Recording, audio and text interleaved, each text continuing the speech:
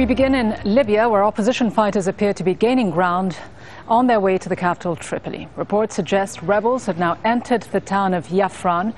The town, which is southwest of Tripoli, was previously held by forces loyal to Muammar Gaddafi. It is the largest town on the western side of the Nafusa Mountains. For more, let's go live now to Benghazi and speak to Al Jazeera's Cal Perry. A strategically important advance westward for the rebels, Cal, but how able are they to hold on to this town of Yafran? Well, I think they're going to be a lot more able than they were just a few days ago. We heard NATO saying that they're going to continue to hit Gaddafi both in Tripoli and around, and this really a major breakthrough from the rebels. So the message is clear not only in Europe, but here as well, that the clock really is ticking on Colonel Gaddafi. Now, less than 100 kilometers from the capital of Tripoli, rebels rolled into the town of Yafran early on Monday morning to find that Gaddafi's men had abandoned their posts. Whether it's an impressive tactical victory for the rebels or just a sign that Gaddafi's forces are seriously cracking, the rebels are rolling on.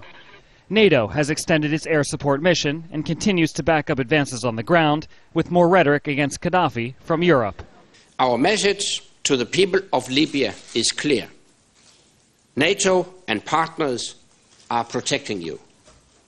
Our message to the Gaddafi regime is clear. We started this mission and we will complete it. And adding to today's victory, NATO's comments echo what the rebels hope, that Gaddafi is on his last legs. Gaddafi is part of Libya's past. The future belongs to the people of Libya. Unclear still if NATO used its attack choppers to accomplish the most recent military gain, but Gaddafi faces more pressure from both the air and from within Libya itself. It was late last week when the Warfala tribe met in Turkey. From the relative safety, they declared their allegiance to the now advancing rebel force. The tribe controls much of the country's heartland. Cal, NATO obviously intensifying its operations by deploying Apache helicopters, which some countries like Russia argue that it goes way beyond its original mandate to protect civilians. To what extent are people in Benghazi concerned that this could bring about more civilian casualties, or do they feel that this is needed and it's a price worth paying if they are going to make that final advance onto Tripoli itself? Well, they've been told by sort of a revolving door of diplomats who've been coming here.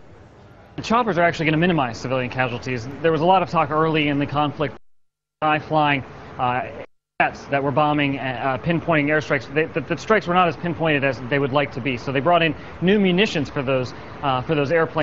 Bunker-busting bombs, which are guided by a laser, because that was the concern about civilian casualties. So the choppers are really twofold. One, to try to minimize those civilian casualties, but also to try to allow the rebels to get into the places that are most difficult to fight, in downtown areas, in urban areas like Misrata, like in the town that we've just seen fallen, like you said, about 100 kilometers to the south west of Tripoli. So really, I think what we're seeing from these choppers is the front line is finally moving. It has been static. We've had a static line to my south, and we've had a static line sort of to the west of where I am. But now it appears as though those front lines are moving, and we're seeing sort of the noose tighten around Tripoli within a much closer proximity.